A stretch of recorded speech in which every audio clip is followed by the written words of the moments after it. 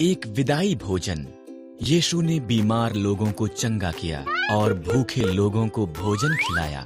उसने निष्कासित किए लोगों से प्रेम किया और हर एक को परमेश्वर के राज्य के बारे में सिखाया। पर धार्मिक अगुओं को उसकी शिक्षा पसंद नहीं थी और वो उससे ईर्ष्या करते थे। उन्होंने यीशु से इतनी नफरत की कि उसे मार देने का फैसला किया। उन्होंने यीशु को पकड़वाने के लिए उसके शिष्य यहूदा को 30 चांदी के सिक्के दिए।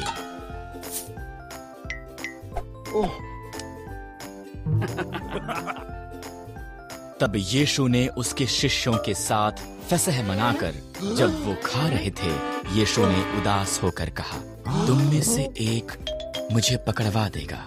आश्चर्यचकित होकर उनमें से प्रत्येक ने जवाब दिया, प्रभु, मैं ऐसा नहीं करूंगा।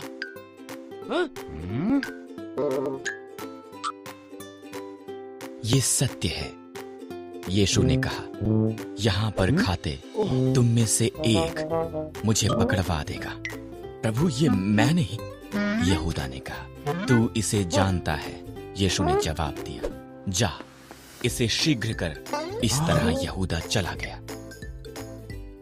यीशु ने रोटी ली और इसके लिए परमेश्वर को धन्यवाद करके उसने इसे तोड़ा, उसके शिष्यों को ये दी और कहा, जब तुम इसे खाओ तो मुझे याद करो, ये तुम्हारे लिए दिया गया मेरा शरीर है।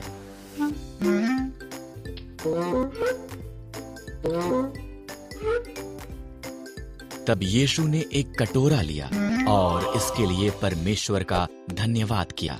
हर कोई इस कटोरे में से पियो, उसने कहा, ये मेरा लहू है जो बहुतों के पापों की क्षमा के लिए बहाया गया है। जब वो खा चुके, यीशु और उसके शिष्यों ने एक साथ एक भजन गाया। तब वो प्रार्थना के लिए गतसमनी की तरफ चल पड़े। उनके एक साथ खाना खाने के बाद यीशु ने उसके शिष्यों से कहा, आज रात तुम मुझे त्याग दोगे। मैं नहीं, पतरस ने साहस से कहा। यीशु, मैं तुझे कभी नहीं छोड़ूंगा। यीशु ने आह भरी। सुबह को मुर्गों के बांग देने से पहले तुम 3 बार कहोगे कि तुम मुझे नहीं जानते हो। मैं ऐसा करने से पहले मर जाऊंगा, पतरस ने कहा।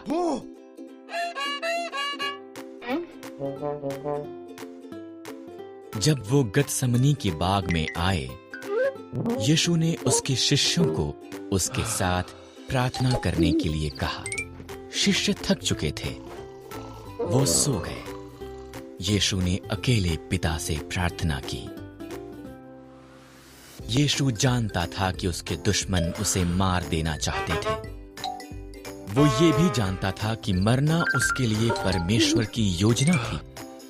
मुझे कोई और मार्ग दिखा, उसने प्रार्थना की। नहीं तो जो तूने कहा मैं वही करूंगा। अचानक एक ज्योति चमकी। यहां पर चिल्लाहट थी और सब लोग उठ गए।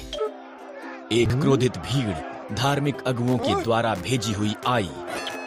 यहूदा ने ये दिखाने के लिए कि किस व्यक्ति को पकड़ना है, यीशु का चुंबन लिया।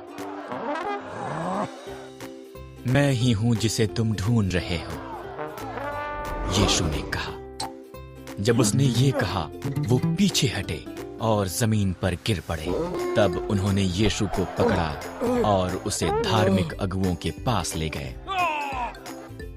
ज्यादातर यीशु के शिष्य भाग गए, पर पतरस पीछे पीछे गया। उसने ये देखने के लिए कि आगे क्या होगा, एक आंगन में इंतजार किया। क्या तुम यीशु के साथ नहीं थे? किसी ने पूछा।